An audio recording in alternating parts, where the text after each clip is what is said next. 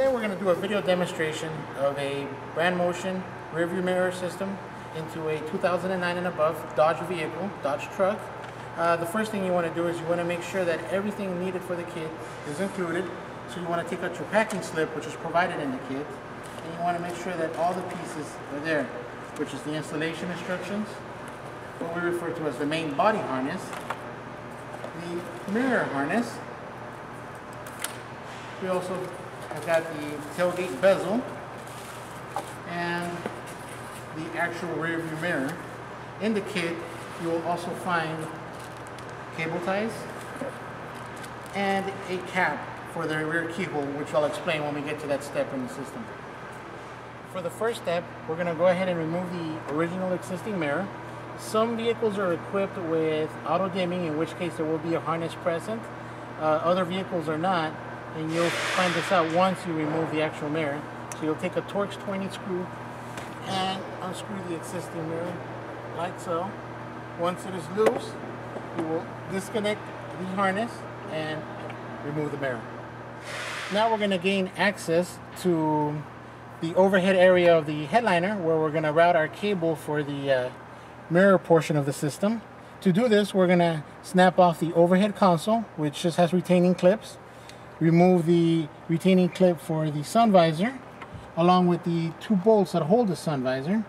Finally, removing the two covers that are on the grab handle and the two 10mm bolts that are behind it. Now that we've gained access to the overhead headliner area, you can see that the headliner is actually loose, and we're going to route our mirror harness up to the overhead console area, making sure to stay away from any airbag, or that we do not route our cable in a way where it will be pinched by any of the bolts or clips that are in the existing mounts. So you're going to go ahead and route your cable like so. You're going to zip tie it once you get to this harness down the A-pillar, and you'll be ready to make your connections. This particular vehicle had the existing auto dimming mirror, and so the connections were made up in the overhead headliner. The existing connector was tucked away into the headliner, so now all that we have exposed is our new connector, which will connect into our mirror. I've routed my cable across the headliner. I've got it here, and now we can snap off this cover to drop the connector down into the dashboard area.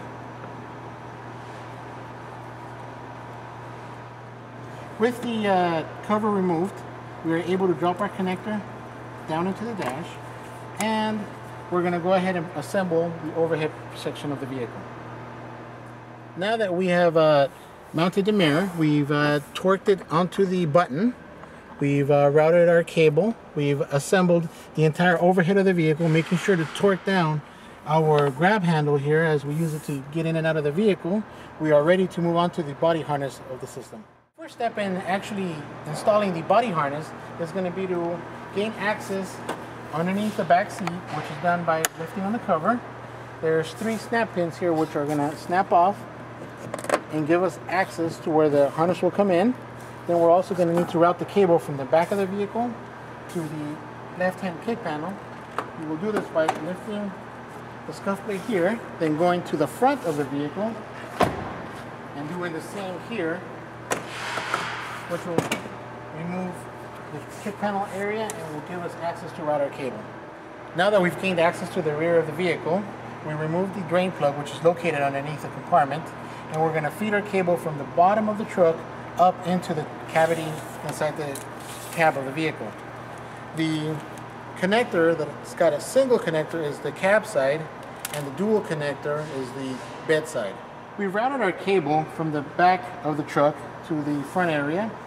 When you do this, make sure that you do not route the cable where it'll be pinched by any of the tabs, or that you mount it in a way where it'll lift the carpet.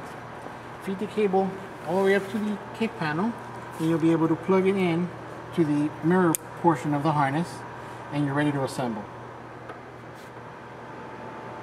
So we've got the cab portion of the truck assembled, and now we're ready to route our cable from the cab area to the end of the bed using the supplied cable ties. Make sure when you're doing this that you do not cable tie to any moving portions of the vehicle, and that you stay away from any of the suspension components. Once you get all the way to the back of the tailgate area, you'll be able to route the cable into the tailgate. We've routed our cable to the back of the bed of the truck, took out the large rectangular cavity that's already there in the vehicle, and now we're ready to drill our hole. The easiest way to do it is to remove the tailgate, put it in a safe and secure location, align the mounting template with the rectangular opening which is on the bottom of the tailgate, set your template like so with a piece of tape so it doesn't move on you, and we're going to go ahead and drill our 1 3/16 inch hole here. Now that we've mounted our tailgate back onto the bed of the truck, one quick note, I did need help putting the tailgate on and removing it, so make sure you have somebody with you. We're going to go ahead and take off all the bolts that remove this cover on the back side of the tailgate. If you have a bed liner, you will also need to remove it from the tailgate, and we'll gain access to the tailgate handle. Now that we've removed the cover from the back side of the tailgate, we're going to go ahead and take off 2 8mm bolts that hold the latch, and we're also going to take off these clips. Now the clips, be real careful not to use the tool with them. You can do it by hand, but if you do overextend them, you can't break them off, in which case you'll have to replace them. So with the 2 rods out of the way, 2 8mm bolts, the handle will be removed. Now that we've removed the original tailgate handle and we're ready to install our camera equipped handle, you'll notice that I transferred the lock cylinder from the original handle to the new one. If your vehicle is not equipped with a lock handle, you can insert a cap over the cavity like so. Now that we've got the truck fully assembled, we're going to go ahead and test the system. You're going to need to turn the ignition on. Do not need to start the truck at this time. Just turn it where all the gauges come on. Place your foot on the brake. Shift the vehicle into reverse, and you should get an image on the left-hand side of the screen. Also note that you can actually turn off the monitor by pressing the power button in the center.